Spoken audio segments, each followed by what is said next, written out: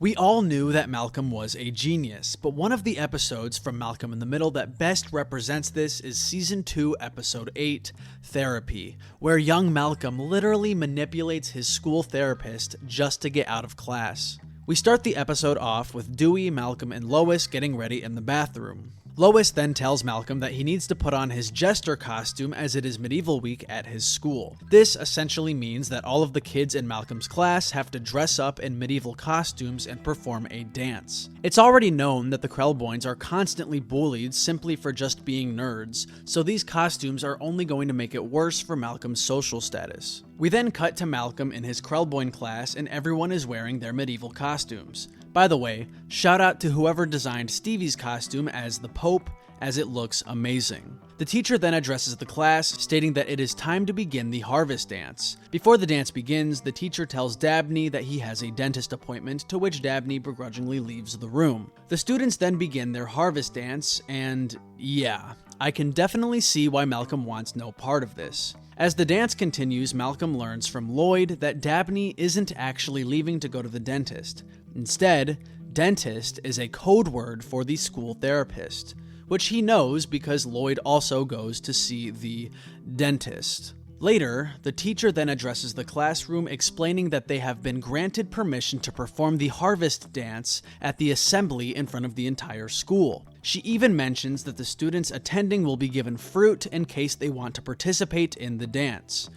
Yeah, I'm sure that won't go poorly at all. Showing up to school wearing this jester outfit and dancing was already bad enough, but now the teacher expects him to do this in front of the entire school later that day. Therefore, Malcolm decides to do something ballsy. As the classroom resumes practicing their dance, Malcolm literally decides to shove a kid to the ground in an attempt to fake a mental breakdown so he too can go see the school therapist with the aim of ditching the school performance. And this plan worked, as the next shot is Malcolm sitting down talking to the school therapist.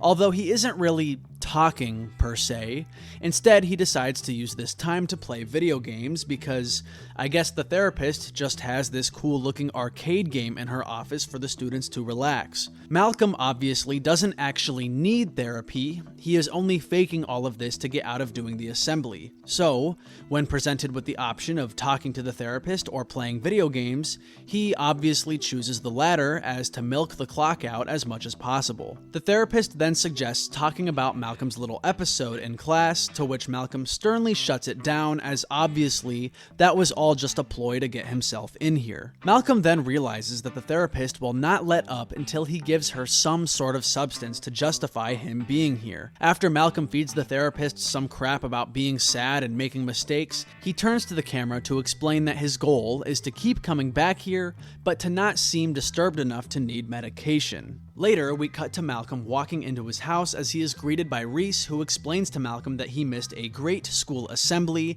and how stupid it was of the faculty to give them fruit as they just threw it at the Krellboynes. No surprises there. Reese demands an explanation from Malcolm as to why he wasn't there, since even though they are brothers, that does not mean that Reese will show mercy to Malcolm and was planning to throw tomatoes at him. Malcolm obviously does not plan on telling Reese about what he's doing. We then cut to the next day where Malcolm is again coming home from school.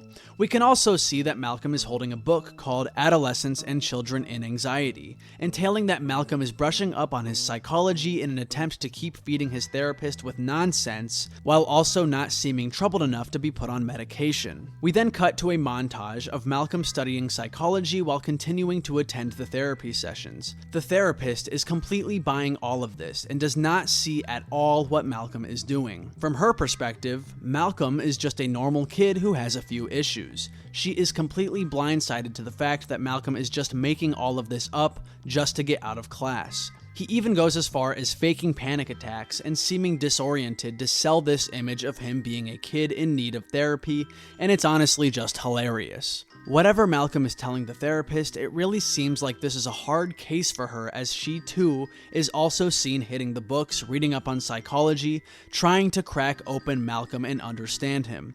The fact that this is all being caused by a 10-year-old, and she probably has a master's degree, is just insane, and really goes to show show just how smart Malcolm really is. The next day, we cut to Malcolm back in class with the Krellboynes as Lloyd approaches him, stating how proud he is for taking the steps and going to therapy. Lloyd claims that admitting you needed help was the hardest step, to which Malcolm makes a smug remark claiming that actually, keeping up with all of the cognitive and behavioral therapy was the hardest step. And honestly, as savage as Malcolm is in this episode, this was really a nasty thing to say to him. To Malcolm, this is just a game to ditch class, but to Lloyd, this is a real battle for him, and therapy actually means something to him. The teacher then addresses the class, claiming that tomorrow they will be visiting the Medieval Torture Museum, followed by pizza. Malcolm is super excited about this, but is then let down as he is told that he will be unable to go due to his dentist appointment. Now that Malcolm's little therapy plan is stopping him from doing something enjoyable,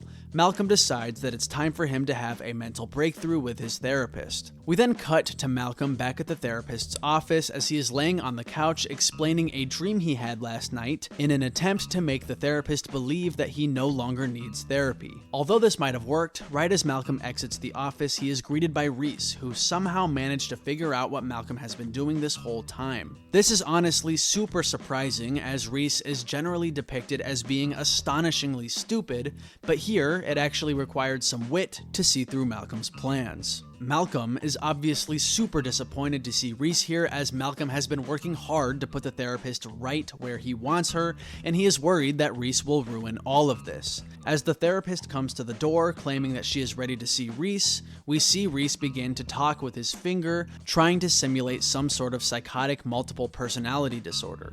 So, yeah.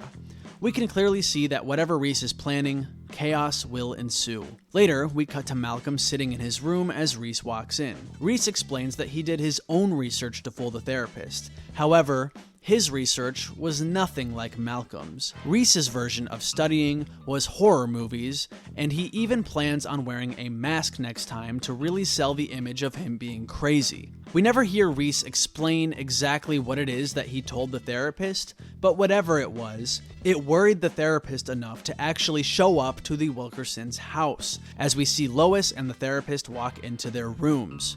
Lois immediately is able to sense what is going on. We then cut to later at the house as Lois and the therapist and Malcolm are talking. Reese is also present in the room, but whatever he decided to do or say caused him to be punished like a prisoner. The therapist explains to Lois that she spent a whole week with Malcolm and believes that he is truly mentally disturbed and needs further help. The therapist then pulls out a drawing that Malcolm made. The drawing appears to be the entire family, except Lois is portrayed as a giant monster and she is eating one of the kids. This is interesting because it entails that even though Malcolm was just making stuff up for the therapist to look into, it seems that he did for some reason decide to bring Lois into this, which means inadvertently he was being possibly a little bit truthful. Now, I'm no expert on therapy or anything, but isn't this supposed to be confidential? I guess I'm just sort of surprised that the therapist decided to go through with all of this, considering that it looks like it's a breach of her confidential agreement with Malcolm. Maybe it's different with Malcolm because he's a minor, or because it's the school therapist. I'm not sure. Let me know what you guys think in the comments. Malcolm then starts talking and mentions how he believes that Lois has unrealistically high expectations of him. So, although this all started as a ploy to ditch class, here we can actually start to see Malcolm taking this seriously. He claims that he feels too pressured with all of the advanced classes that he has to do, and on top of that, he also has to help Reese and Dewey with their homework. Essentially, this whole situation divulges into both Malcolm and Lois having a mental breakdown and beginning to actually take this seriously. This is hilarious, as in the beginning of this situation, this was all just a joke to everyone except for the therapist, but now they are getting all emotional and begin crying to each other. Except Reese. This is all still just a joke to Reese. This has always been one of my favorite episodes of Malcolm in the Middle. Not only was it funny, but it also goes to show just how smart Malcolm really is, but also ends on a serious note about the mother-son relationship between Lois and Malcolm. Amazingly written. That's gonna be it for today. Please be sure to like and subscribe, and be sure to comment your thoughts down below, and let me know what you want to see next. YouTube thinks you'll enjoy this video right here, so I highly suggest going to check it out. Anyways, thanks for watching. Bye-bye.